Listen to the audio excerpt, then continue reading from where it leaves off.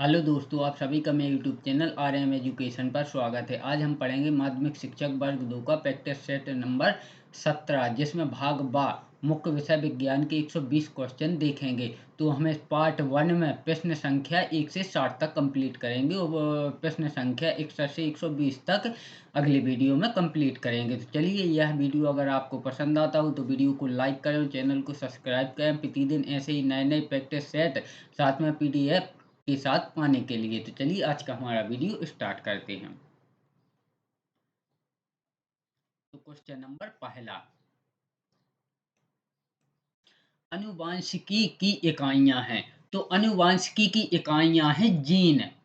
Option C, अनुवांशिकी की इकाइयां gene है, क्योंकि जब पहले हमारा डीएनए होता है, डीएनए में गुणसूत्र होता है, गुणसूत्रों में भी जीन होते हैं और इनकी अलग अलग इकाइयां होती हैं कि जैसे कोई भी अंग है तो उसका जीन अलग है। इस प्रकार से सभी जीनों की इकाइयां अलग होती हैं। तो अनुवांशिकी की इकाइयां हैं जीन। क्वेश्चन नंबर 2, पृथ्वी पर आदमी द्वारा लगाया गया दाब न्यूनतम होता है जब वह नींद की स्थिति में लेटता है, तब उसका पृथ्वी पर लगाया गया दाब न्यूनतम होता है। ऑप्शन बी, नींद की स्थिति में लेटता है। क्वेश्चन नंबर 3, बड़े कुक्कुट फार्म का निर्माण क्यों किया जाता है? तो बड़े कुक्कुट कुक्कुट मतलब कि पालन का निर्माण क्यों किया जाता है? तो सिर्फ कुक्कुट पालन के विकास के लिए, निम्न रखरखाव की आवश्यकता के लिए। बिल्कुल, इसके लिए भी करते हैं। सिर्फ बड़ी संख्या में अंडा देने के लिए बहुत अच्छे स्फुटनशाला का निर्माण करना। बिल्कुल, कुक्कुट कुक्कुट का अर्थ है कि जैसे मुर्गा हुआ, मुर्गी हुई, तो इनका पालन अंडे देने के लिए भी और इनके पालन के लिए, अच्छे रखरखाव के लिए। तो यह दोनों तो सत्य हैं। ऑप्शन सी, सिर्फ मुर्गे मांस के लिए अधिक संख्या में ब्रॉयलर को पाल ले हैं, तो बिल्कुल मांस के लिए भी पाले जाते हैं। तो इसका आंसर होगा ऑप्शन डी, उपरोक्त सभी। Option D. क्वेश्चन नंबर 4, पोषण नाल के किस भाग में भोजन का अंतिम पाचन होता है? तो पोषण नाल के छोटी आंत में भोजन का अंतिम पाचन होता है। ऑप्शन डी, छोटी आंत में। क्वेश्चन नंबर 5, कोशिका अंगक जो सभी गतिविधियों को नियंत्रित करता है डॉट डॉट डॉट कहलाता है? तो वह कहलाता है नाभिक। यानी कि जो कोशिका है हमारी, और कोशिका में बीच के बीच एक नाभिक होता है, यानी कि केंद्रक होता है। तो वह पूरी कोशिका के अंगों को कंट्रोल करता है, तो वह है नाभिक, या वैसे केंद्रक भी कहते हैं। Option B. क्वेश्चन नंबर 6, रात्रिचर पक्षी का एक उदाहरण है। रात्रिचर का अर्थ है कि जो पक्षी रात में चरने को निकलता है। तो आप लोग यह सोच रहे होंगे कि चमगादड़ भी रात्रिचर हो सकता है और उल्लू उल्लू भी हो सकता है। तो आप लोग यही गलती करते हैं। यहाँ चमगादड़ नहीं हो सकता है, क्योंकि चमगादड़ एक स्तनधारी है। यह पक्षी की श्रेणी में नहीं आता है, यह स्तनधारी की श्रेणी में आता है, इसलिए चमगादड़ नहीं हो सकता। और क्वेश्चन में स्पष्ट पूछा गया है कि रात्रिचर पक्षी का एक उदाहरण, तो यहाँ उल्लू होगा। अगर क्वेश्चन ये आता कि रात्रिचर जीव का एक उदाहरण, अगर जीव पूछता तो वहां उल्लू भी हो सकता था और चमगादड़ भी हो सकता था। लेकिन यहाँ क्वेश्चन में स्पष्ट बोला है कि रात्रिचर पक्षी का उदाहरण, तो उल्लू हमारा पक्षी में आता है, इसलिए इसका आंसर होगा ऑप्शन ए, उल्लू। उल्लू एक रात्रिचर पक्षी है। बाकी कौवा दिनचर है, गौरैया भी दिन में चरने। रात्रिचर का मतलब कि रात्रि में अपना भोजन ढूंढने वाले। गौरैया और चमगादड़ एक स्तनधारी है, ना कि पक्षी। क्वेश्चन नंबर 7, बल गुणे विस्थापन डॉट डॉट डॉट के बराबर होता है? तो बल गुणे विस्थापन कार्य के बराबर होता है। ऑप्शन डी, कार्य के बराबर होता है। क्वेश्चन नंबर 8, डी ब्लॉक के तत्वों को इस नाम से भी जाना जाता है? तो डी ब्लॉक के तत्वों को संक्रमण तत्वों के नाम से भी जाना जाता है। Option D. क्वेश्चन नंबर 9, निम्नलिखित में से कौन विद्युत धारा प्रवाहित होने की अनुमति नहीं देता है? विद्युत धारा प्रभावित होने की अनुमति का अर्थ है कि विद्युत के सुचालक नहीं होते। इसका अर्थ हुआ कि उसमें करंट नहीं जा सकता है। सीधी साधारण भाषा में समझें तो विद्युत धारा प्रवाहित होने की अनुमति नहीं देना, यानी कि वह विद्युत का कुचालक होगा। या ऐसा समझें कि उसमें विद्युत धारा नहीं बह सकती है, तो वह है आशुत जल। आशुत जल एक विद्युत का कुचालक होता है और इसे शुद्ध जल भी कहते हैं, क्योंकि इसमें लवण और अन्य तत्व मिश्रित नहीं होते हैं, इसलिए यह विद्युत का कुचालक होता है। Option D. क्वेश्चन नंबर 10, निम्न में से कौन जैव सन्नति ईंधन ऊर्जा का स्रोत नहीं है? तो नाभिकीय ऊर्जा। नाभिकीय ऊर्जा जो हमें सूर्य से प्राप्त होती है उसी को नाभिकीय ऊर्जा कहते हैं। तो यह जैव यानी कि जो पृथ्वी में है इसमें समाहित नहीं है। तो नाभिकीय ऊर्जा हमें सूर्य से प्राप्त होती है, ना कि यह जैव सन्नति ईंधन है। बाकी कोयला धरती से निकलता है, इसलिए यह जैव सन्नति। लकड़ी भी जब धरती में जब पौधे होते हैं तो उससे लकड़ी हम काट के, और गोबर जब पशु घास चरते हैं उसके बाद गोबर करते हैं, तो यह भी एक जैव सन्नति। बाकी नाभिकीय ऊर्जा हमें सूर्य से प्राप्त होती है, इसलिए जैव सन्नति ईंधन नहीं है। क्वेश्चन नंबर 11, किलोवाट घंटा निम्न की इकाई है। तो जो किलोवाट घंटा है वह विद्युत ऊर्जा की इकाई है। ऑप्शन सी, विद्युत ऊर्जा की इकाई है। क्वेश्चन नंबर 12, क्षार के बारे में निम्नलिखित में से कौन सा सही नहीं है? तो जलीय माध्यम तरल अवस्था में OH माइनस का निर्माण करते हैं, बिल्कुल करते हैं। यानी कि जो क्षार हैं जलीय माध्यम में तरल अवस्था में OH का निर्माण करते हैं।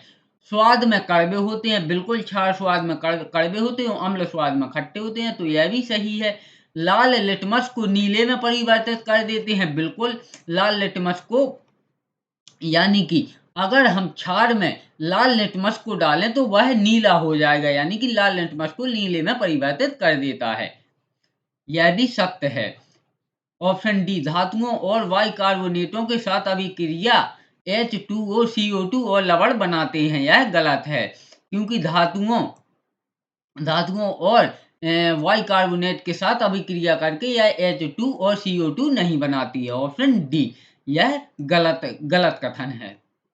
क्वेश्चन नंबर 13, दाएं आलिंद और बाएं निलय के बीच स्थित दाएं ऑरिकुलोवेटिकुलर सेप्टम आलिंद निलय झिल्ली में मौजूद वाल्व को क्या कहते हैं? तो इन्हें कहते हैं त्रिकपर्दी वाल्व। ऑप्शन वी, त्रिकपर्दी वाल्व। ऑप्शन वी, त्रिकपर्दी वाल्व। क्वेश्चन नंबर 14, अधिक विविधता की उत्पत्ति को ... संभव बनाता है। तो अधिक विविधता की उत्पत्ति को लैंगिक प्रजनन संभव बनाता है। ऑप्शन ए। तो अधिक विविधता को मतलब कि बहुत सारी विविधता, यानी कि चेंजेस आएंगे।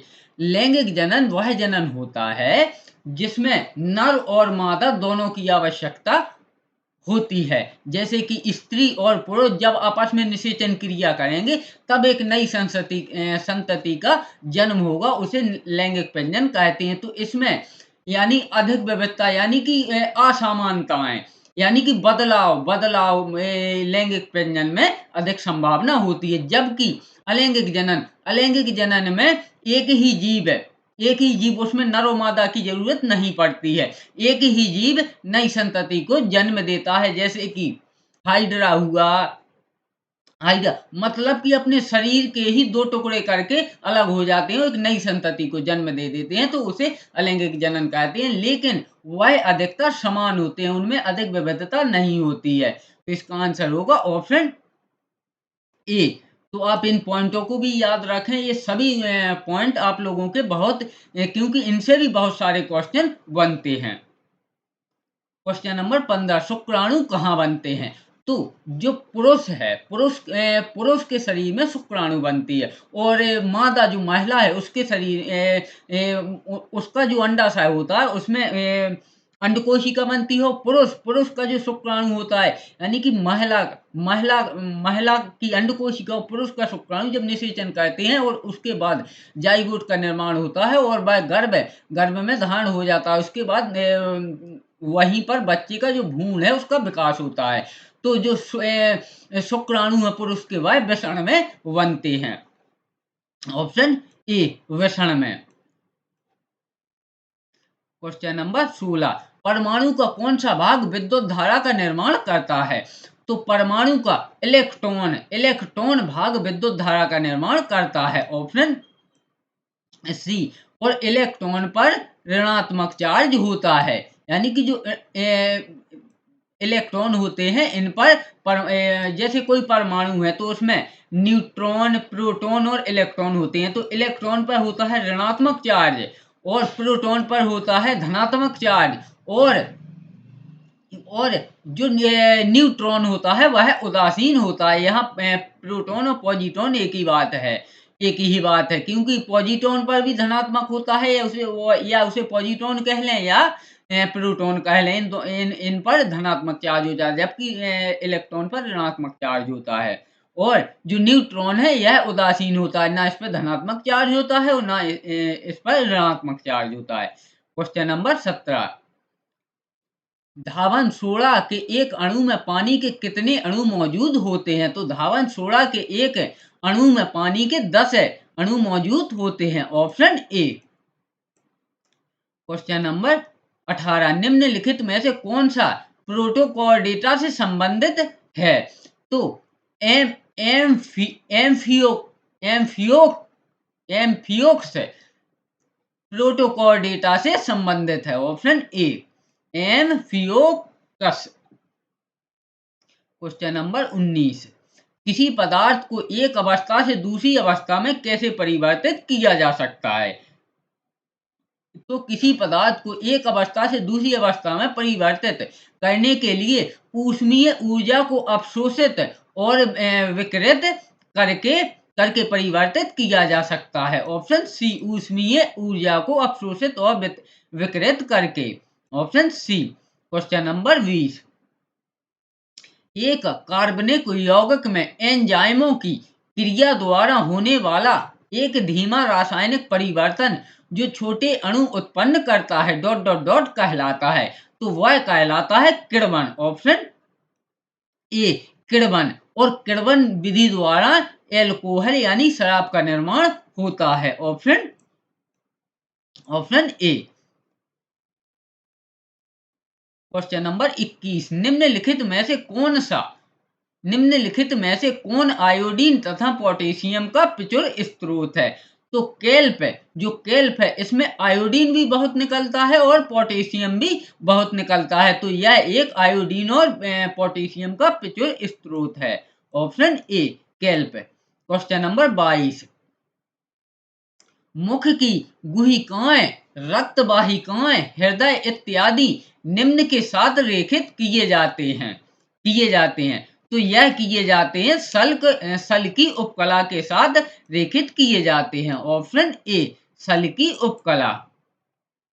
क्वेश्चन नंबर 23, केवल पादप कोशिकाओं में पाए जाने वाले कोशिकांग का अर्थ है कि कोशिका अंग का नाम बताइए। तो माइटोकॉन्ड्रिया तो जीव में भी पाया जाता है, यानी कि जो जीव जंतु होते हैं उनकी कोशिका में भी पाया जाता है, और पादप यानी कि पेड़ पौधों की में। लेकिन लवक है यह केवल पेड़ पौधों में पाया जाता है, और यह सूर्य के प्रकाश से पौधों के लिए भोजन बनाता है, इसलिए यह केवल पादपों में पाया जाता है। हाँ, और एक और याद रखना आप, जो युगलीना है यह जीव और पादप दोनों के बीच की कड़ी माना जाता है, क्योंकि यह पेड़ पौधों की तरह भी भोजन बना सकता है दिन में सूर्य की रोशनी में, और रात में यह कीड़े मकोड़ों को भी खा सकता है, इसलिए इसे जीवों और पादपों के बीच की कड़ी माना जाता है।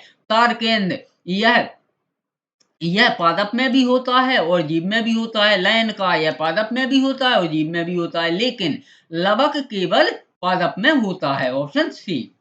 क्वेश्चन नंबर 24, नाभिकों से संरचित धागे जैसी संरचनाएं कहलाती हैं। तो वह कहलाती हैं क्रोमेटिन। Option D. क्रोमेटिन, यानी कि जो डीएनए में, सीधी सी बात है, डीएनए के अंदर नाभिक में संरचित धागे जैसी, यानी कि जो धागा से निकले रहते हैं, उनको क्रोमेटिन कहते हैं। क्वेश्चन नंबर 25 है, नीचे दिए गए 4 तत्वों में से कौन सा समूह एक इलेक्ट्रॉन का लाभ प्राप्त कर सकता है तथा अपनी बाह्यतम कोर्स को पूर्ण कर सकता है। तो इनमें से हमें ये बताना है कि कौन कौन से कर सकते हैं। तो फ्लोरीन भी कर सकता है, क्लोरीन भी कर सकता है और हाइड्रोजन भी कर सकता है। बाकी हीलियम नहीं कर सकता है। तो फ्लोरीन कर सकता है, क्लोरीन कर सकता है और हाइड्रोजन, यह तीनों तत्व इलेक्ट्रॉन समूह से इलेक्ट्रॉन का लाभ प्राप्त कर सकते हैं। क्वेश्चन नंबर 26, आवेशों को तंत्रिका कोशिका पिंड की ओर लाते हैं, यानी कि आवेग जो हमारे मस्तिष्क में होती है तंत्रिका कोशिकाएं, जिनसे हमारे हमारे में पहले हम जैसे हाथ चला रहे हैं तो पहले संदेश तंत्रिका कोशिकाओं तक जाएगा, उसके बाद वह हमारे शरीर को निर्देश देगा। तो वह कोशिका पिंड की ओर लाते हैं पार्श्व तंतु। ऑप्शन ए पार्श्व तंतु।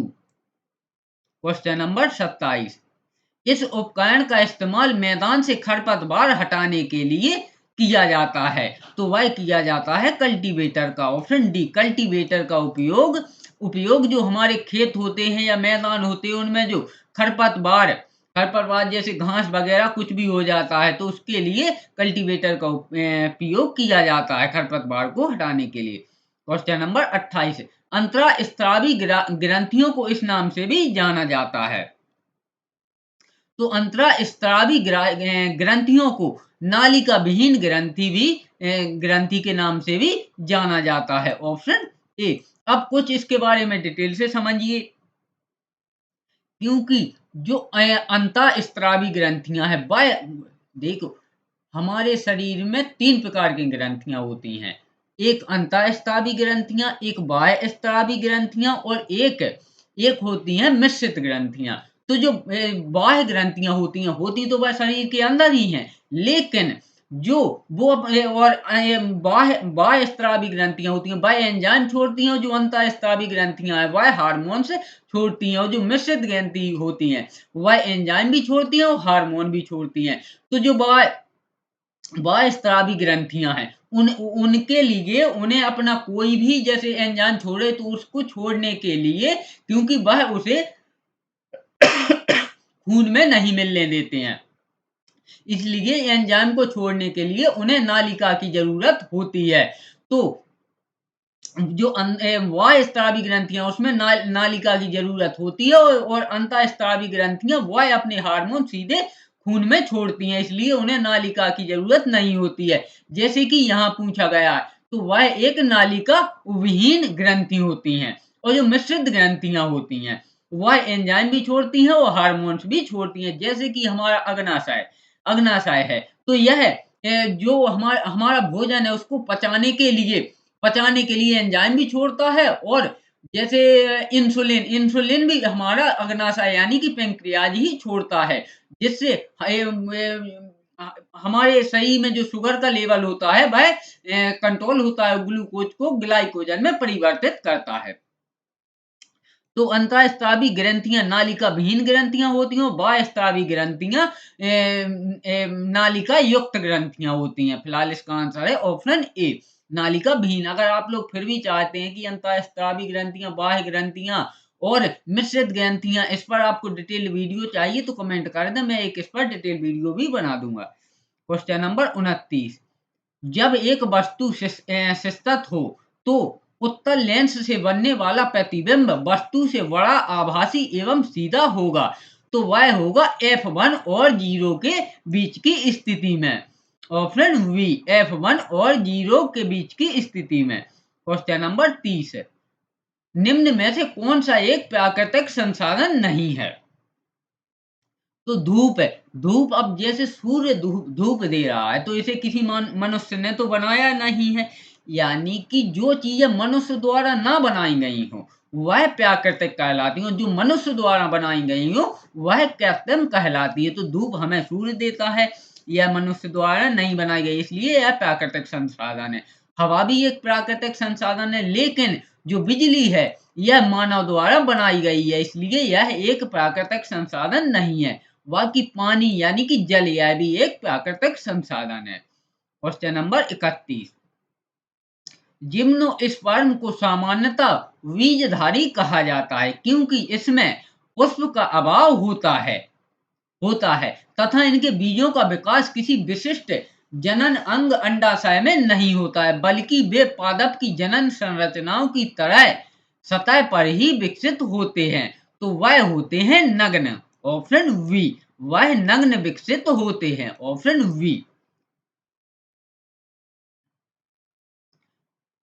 क्वेश्चन नंबर 32, सौर सेल इसे रूपांतरित करता है, यानी कि जो सौर सेल होता है वह प्रकाश ऊर्जा को विद्युत ऊर्जा में बदलता है, यानी कि जो जैसे ये सूर्य प्लेटें लगती हैं उन्हीं को बोलते हैं सूर्य सेल। तो उस पर जब प्रकाश पड़ता है तो वह प्रकाश से ऊर्जा लेकर उसको विद्युत यानी कि लाइट करंट की ऊर्जा में बदल देता है। तो सौर सेल रूपांतरित यानी कि रूपांतरित कहें या बदल देती है। तो जो सूर्य प्लेटें होती हैं उस पर जब सूर्य का प्रकाश पड़ता है तो वह उस सूर्य के प्रकाश से ऊर्जा लेकर विद्युत ऊर्जा यानी कि लाइट करंट में परिवर्तित कर देता है, ऑप्शन डी। Option D.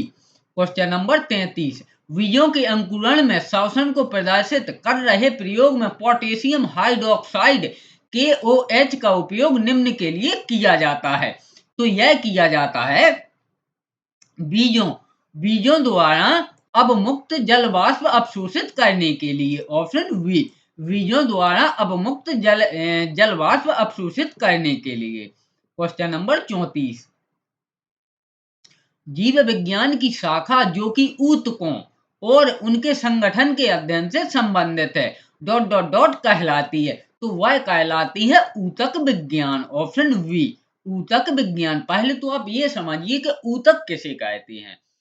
जैसे हमारे शरीर में जो कोशिकाएं एक साथ जुड़कर कोई अलग अंग का निर्माण करती हो, जैसे हमारा जो दिल है, हार्ट है, यह भी हमारे शरीर का अंग है, लेकिन इसका निर्माण एक अलग कोशिकाओं ने जुड़कर एक ऊतक का निर्माण किया, यानी यह एक अलग पार्ट हो गया है, इसलिए यह एक अलग ऊतक है। तो उसे ही ऊतक कहते हैं। और जिसमें इसका अध्ययन किया जाता है उसे ऊतक विज्ञान कहते हैं, ऑप्शन बी। जैसे कि हमारी किडनी है तो ये अलग ऊतक है, हार्ट है तो ये अलग ऊतक है, फेफड़े हैं तो ये अलग ऊतक है।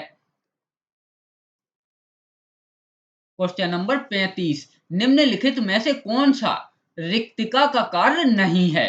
तो चलन या चालन रिक्तिका का कार्य नहीं है, ऑप्शन सी चलन।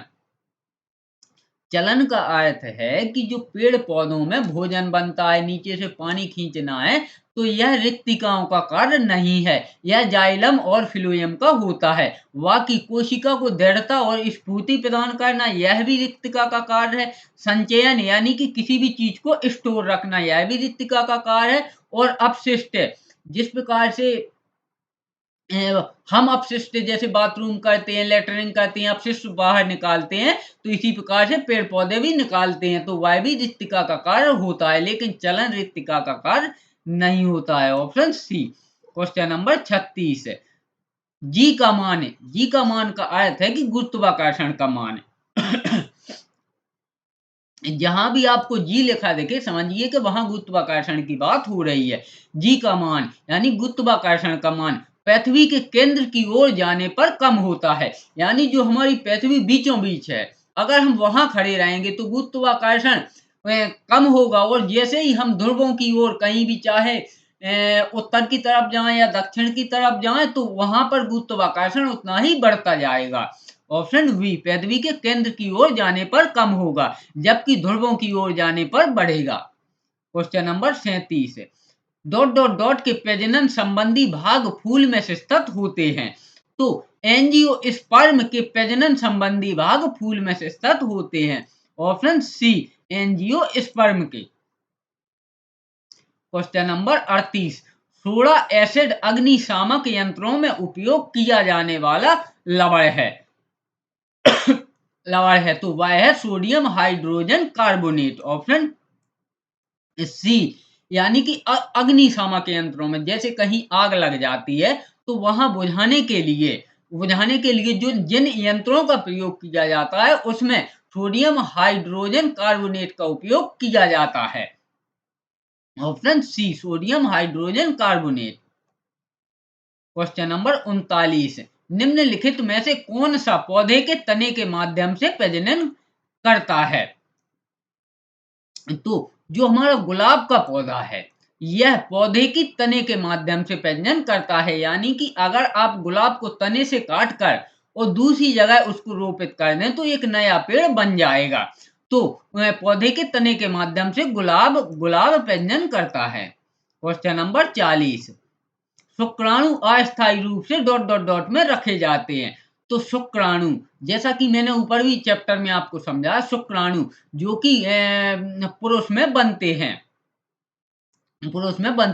तो यह अधिवेशन में अस्थायी रूप से रखे जाते हैं, ऑप्शन ए अधिवेशन में,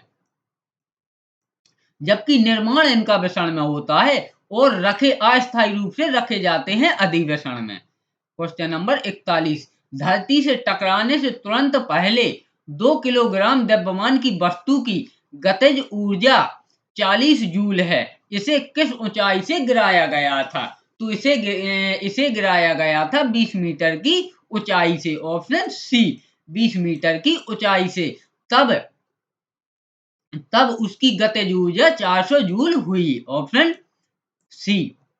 question number 42, sulphur dioxide SO2, आप इसको ऐसे समझें क्योंकि टाइपिंग में दोस्तों बहुत मेहनत लगती है तो थोड़ी बहुत उसमें मिस्टेक भी हो जाती है, क्योंकि मैं जितने भी क्वेश्चन लेता हूं एक एक छांट कर उसके बाद कंप्यूटर में उसको टाइप करता हूं, उसके बाद आप लोगों को PDF उपलब्ध करवाता हूं। तो आप लोग स्वयं समझ सकते हैं कि कितनी मेहनत लगती होगी इसमें, लेकिन फिर भी मैं आपके लिए इतनी मेहनत करता हूं। तो वीडियो को लाइक जरूर कर दिया करें, जिससे हमारा हौसला बढ़ता है कि हाँ आप लोग हमारी मेहनत का हमें फल दे रहे हो। साथ में चैनल को भी सब्सक्राइब कर दें, क्योंकि मैं इस अपने YouTube चैनल पर प्रतिदिन एक नया प्रैक्टिस सेट अपलोड करता हूं। जैसा कि हमारा ये वर्ग 2 का टेस्ट होने के बाद मैं इस पर लगातार CTET के जो 1 से 5 तक हैं और 6 से 8 तक हैं, इन्हें दोनों यानी कि पेपर फर्स्ट और पेपर सेकंड के भी प्रैक्टिस सेट इसी चैनल पर उपलब्ध करवाऊंगा। तो आप चैनल को सब्सक्राइब जरूर कर लें। चलिए, सल्फर डाइऑक्साइड यानी कि SO2 का अपेक्षित आणविक द्रव्यमान क्या है। तो इसका आणविक द्रव्यमान है 64 U, यानी कि 64 unit, option C. Question number 43, पात्र की दीवारों पर गैसें दबाव क्यों डालती हैं। तो पात्र, जैसे कोई भी पात्र है उसमें हमने गैस को भर दिया, तो वह गैसें पात्र की दीवारें यानी कि जो साइड की दीवारें होती हैं उन पर दबाव क्यों डालती हैं। तो अब इसका आंसर देखते हैं, क्योंकि गैस अणु उच्च चाल में निरंतर गति में होते हैं, इसलिए वह पात्र की दीवारों पर दबाव डालते हैं, ऑप्शन ए, क्योंकि गैस अणु उच्च चाल में निरंतर गति में होते हैं। क्वेश्चन नंबर 44, जब साइकिल की ट्यूब में वायु भर जाती है तो यह फूल जाती है, ऐसा होता है। तो ऐसा होता है तो क्योंकि वायु दबाव डालती है। जैसा कि हमने क्वेश्चन ऊपर भी देखा, वो भी क्वेश्चन इसी से मिलता जुलता है और ये उससे मिलता जुलता है। जैसे वहां पूछा था कि पात्र की दीवारों पर क्यों दबाव डालती हैं, तो जब हम हवा भरते हैं तो वो भी एक गैस ही है। तो जब हम ट्यूब में हवा भरते हैं तो जो हवा है उसके अणु पात्र की दीवारों पर दबाव डालते हैं, जिससे टायर फैल जाता है और हमें साइकिल चलाने में आसानी होती है, ऑप्शन वी। आप कहीं देखते होंगे कि अगर जैसे बाइक की या साइकिल की अगर टायर की हवा निकल जाए तो कितनी बहुत भारी, अगर हम उसको कहीं पर आगे ढड़का के भी ले जाएं तो बहुत भारी चलती है, लेकिन अगर उसमें वायु यानी कि हवा भरी हो तो वह आसानी से चलती है। Option B. क्वेश्चन नंबर 45, एक माध्यम में एक ध्वनि तरंग का तरंग दैर्घ्य कितना है जिसकी आवृत्ति 840 हर्ट्ज और गति 380 मीटर मीटर प्रति सेकंड है? तो इसका ध्वनि तरंग होगा 0.45 मीटर, ऑप्शन सी, यानी कि 0.45 metre, option C. Question number 46, निम्नलिखित में से कौन चूर्ण प्रवार मोलस्का संघ से संबंधित नहीं है? तो घोंगा घोंगा चूर्ण प्रवार मोलस्का संघ से संबंधित है, केटन भी है, ऑक्टोपस भी है, लेकिन एंटीडोन यह चूर्ण प्रवार मोलस्का संघ से संबंधित नहीं है। Option D. क्वेश्चन नंबर 47, काष्ठीय पौधों का सबसे बाह्य आवरण निम्न से बना होता है? तो काष्ठीय यानी कि काष्ठ यानी कि लकड़ी, लकड़ी जो पौधे होते हैं जैसे आम हुआ, पीपल हुआ, बरगद हुआ, कोई भी है, तो इनके जो बाह्य आवरण होते हैं तो वह मृत कोशिका मृत कांग कोशिका से बने होते हैं। तो आप पेड़ के ऊपर देखना तो आप उसके ऊपर वो सूखी छाल लगी रहती है, तो वह है तो पेड़ की कोशिकाएं, लेकिन वो मर चुकी हैं, तो उसका जो बाह्य आवरण होता है वह मृत कोशिकाओं से बना होता है। जैसे हमारी ये खाल है, सॉरी ये चमड़ी है, तो यह हमारी जीवित कोशिकाओं से बनी है, लेकिन जो पेड़ जो पौधे होते हैं, काष्ठीय पौधे होते हैं, उनकी जो कोशिकाएं मर जाती हैं, तो अब देखना कि जो पेड़ के ऊपर की वो सूख जाती है, तो समझ लीजिए आप कि वो कोशिकाएं मर चुकी हैं, जबकि कभी किसी टाइम वो कोशिकाएं भी जीवित थी। तो इनका बाहरी आवरण काष्ठीय यानी कि मजबूत लकड़ी के जो बाह्य आवरण है वह मृत कांग कोशिका से बना होता है। ऑप्शन ए। क्वेश्चन नंबर 48, पृथ्वी के समस्त पारिस्थितिकी तंत्र एक साथ मिलकर डॉट डॉट डॉट कहलाता है? तो वह कहलाता है जैव मंडल। ऑप्शन बी, यानी कि जो पृथ्वी पर जो पारिस्थितिक तंत्र है जैसे जल मंडल है, स्थल मंडल है, वायुमंडल है, तो जब हम इन सभी को मिला देते हैं तो बनता है एक जैव मंडल। ऑप्शन बी, यानी कि सभी को मिलाकर बनता है जैव मंडल, यानी कि वायु, जल पृथ्वी का जो स्थल है, जीव जंतु, पेड़ पौधे सभी मिलाकर जैव मंडल कहलाते हैं। Option B. Question number 49, CaO का सूत्र इकाई द्रव्यमान फॉर्मूला यूनिट मास है? तो इसका फॉर्मूला यूनिट मास है 56 unit. Option B 56 unit, option B.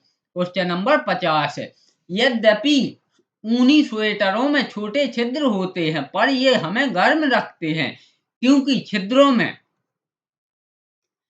छिद्रों में अंतर्निहित होता है, तो वायु जो ऊष्मा का कुचालक है। ऑप्शन सी, यानी कि जो वायु है यह ऊष्मा की कुचालक है, यानी कि जो वायु है यह ऊष्मा को कहीं दूर तक नहीं ले जा सकती है, तो वायु जो ऊष्मा की कुचालक है यह हमें ठंडी से बचा कर रखती है। Option B. Option B, sorry यहाँ पर सी पर लग गया निशान, उसके लिए माफी चाहता हूँ। ऑप्शन बी, वायु जो ऊष्मा की कुचालक है। Option B. क्वेश्चन नंबर 51, रबी मौसम के दौरान कौन सी फसलें उगाई जाती हैं? तो रबी, पहले तो आप रबी और खरीब और एक और होती है जायद, इन तीनों मौसम के बारे में आप समझे, उसके बाद आसानी से इसका जवाब दे सकते हैं। तो जो रबी की फसलें होती हैं यह अक्टूबर और नवंबर में बोई जाती हैं। तो अब आप लोग आराम से समझ लीजिए कि अक्टूबर और नवंबर में कौन कौन सी फसलें बोई जा सकती हैं, तो आप आसानी से इसका आंसर दे सकते हैं। और जो खरीफ की फसलें होती हैं वह जून और जुलाई में बोई जाती हैं, यानी कि बारिश के मौसम में। तो आप अब अगर यहाँ पर रबी की जगह खरीफ की भी पूछी होती तो उसका भी आंसर आप आसानी से दे देते। और जो जायद की फसलें हैं वो हमारी फरवरी मार्च या अप्रैल के बीच में बोई जाती हैं। तो इन्हें नगदी फसलें भी कहते हैं, यानी कि गर्मियों के मौसम में बोई जाने वाली फसलें जायद की फसलें कहलाती हैं। और जो अक्टूबर और नवंबर में बोई जाती हैं वह रबी की फसलें होती हैं, यानी कि ठंडियों के मौसम में। तो आप लोग आसानी से जवाब दे सकते हैं कि हमारे यहाँ ठंडियों के मौसम में कौन सी फसलें बोई जाती हैं। तो गेहूं और सरसों रबी की फसलें हैं, क्योंकि ये हमारे यहाँ ठंडियों के मौसम में बोई जाती हैं। ऑप्शन डी यहाँ है। काले चने और सोयाबीन। तो काले चने और सोयाबीन जैसा कि बारिश के मौसम में बोया जाता है, तो यह खरीफ का है, रबी का नहीं है। मक्का और अरहर यह भी बारिश में बोई जाती हैं, तो यह भी रबी की नहीं है। धान और कपास यह भी बारिश में बोई जाती हैं, तो आंसर होगा ऑप्शन डी, गेहूं और सरसों। तो आपको मैंने यहाँ एक क्वेश्चन की वजह से 3 चैप्टर और कंप्लीट करवा दिए, यानी रबी की फसलें, खरीफ की फसलें और जायद की फसलें। तो अगर इन तीनों मौसम से आपके पास कोई भी क्वेश्चन आएगा तो मुझे विश्वास है कि आप नहीं छोड़ेंगे। चलिए क्वेश्चन नंबर 52। निम्नलिखित में से कौन रंध्रों के बंद होने और पत्तियों के गिरने में मदद करता है? तो एब्सिसिक अम्ल जो पादप अम्ल होता है, एब्सिसिक, यह यह रंध्रों के बंद होने और पत्तियों के गिरने में मदद करता है। और इसके साथ अगर फल के पकने का भी पूछता तो वह करता है एसिटिलीन। लेकिन फिलहाल यहाँ पर पूछा है एब्सिसिक अम्ल के बारे में, ये यानी कि रंध्र के बंद होने और पत्तियों के गिरने के बारे में, तो वह है एब्सिसिक अम्ल। Question number 53। एक अम्ल और क्षार के बीच अभिक्रिया के परिणाम स्वरूप क्या उत्पन्न होता है? तो एक अम्ल और क्षार जब आपस में अभिक्रिया करते हैं तो उससे लवण और जल का निर्माण होता है। ऑप्शन ए, लवण और जल का निर्माण होता है। Question number 54। वसा या तेल युक्त भोजन में बदबू यहाँ थोड़ी मिस्टेक हो गई है टाइपिंग में, तो उसके लिए क्षमा चाहता हूँ। बदबूदार समझना आप इसको। वसा या तेल युक्त भोजन में बदबूदार गंध को विकसित होने से रोकने के लिए उसमें मिलाए जाने वाले पदार्थ हैं, तो वह है प्रतिऑक्सीकारक। Option D, प्रतिऑक्सीकारक। अगर हम खाने के वसा या तेल युक्त भोजन में मिला देंगे तो वह ना तो बदबू देंगे और ना जल्दी खराब होंगे। Question number 55। वृक्कों की निस्पंदन इकाइयां कहलाती हैं। तो वृक्कों की निस्पंदन इकाइयां कहलाती हैं विक्राणु। ऑप्शन डी, वृक्कों की निस्पंदन इकाइयां कहलाती हैं विक्राणु। Question number 56। बीज रहित संवहनी पौधे होते हैं जो स्वतंत्र जेमेटोफाइटा और स्पेरोफाइटा चरणों के साथ एक अद्वितीय जीवन चक्र साझा करते हैं, जिनकी संवहनी पौधों सहित आमतौर पर सामान्य विशेषताओं के कारण एक साथ चर्चा की जाती है। तो वह है टेरिडोफाइटा की। Option D, pteridophyta. Option A, pteridophyta. Question number 57। जब एक वस्तु पानी में डाली जाती है तो उस पर ऊपर की ओर एक बल कार्य करता है, इस बल को क्या कहते हैं? तो इस बल को तो आप सभी जानते हैं कि उत्प्लावन बल कहते हैं। ऑप्शन सी, यानी कि हम जैसे कोई भी चीज है अगर हम उसको पानी में डालें तो वह पहले तो नीचे जाएगी फिर एकाएक ऊपर आएगी, तो उसे उत्प्लावन बल कहते हैं। यानी कि पानी ने नीचे से उस पर बल लगाया तो उसे उत्प्लावन बल कहते हैं। Question number 58। खेती में बीज बोने के लिए ट्रैक्टर के साथ उपयोग किए जाने वाला उपकरण का नाम बताइए। तो वह है बीज बपित्र। ऑप्शन डी, यानी कि हम खेत में जब बीज बोते हैं तो जब ट्रैक्टर चलता है तो उसमें बीज बपित्र का उपयोग किया जाता है बीज बोने के लिए। Option D. और जिसे हम अपने गांव देहाती भाषा में सीड ड्रिल भी बोलते हैं।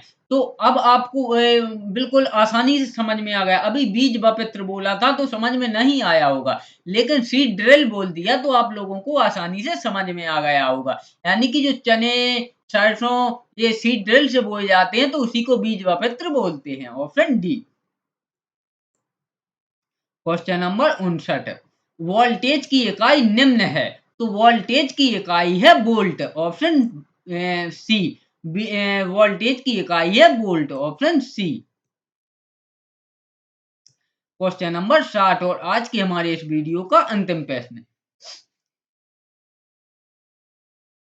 समतल दर्पण द्वारा निर्मित प्रतिबिंब होता है, तो समतल दर्पण द्वारा निर्मित प्रतिबिंब होता है दर्पण के पीछे आभासी तथा वस्तु के आकार के समान। समतल समतल का मतलब है कि जैसे हम दिख रहे हैं उस दर्पण यानी कि शीशे में भी उसी प्रकार दिखेंगे। तो दर्पण के पीछे आभासी तथा वस्तु के आकार के समान यानी कि जैसी वस्तु होगी वैसा ही प्रतिबिंब बनेगा। Option D.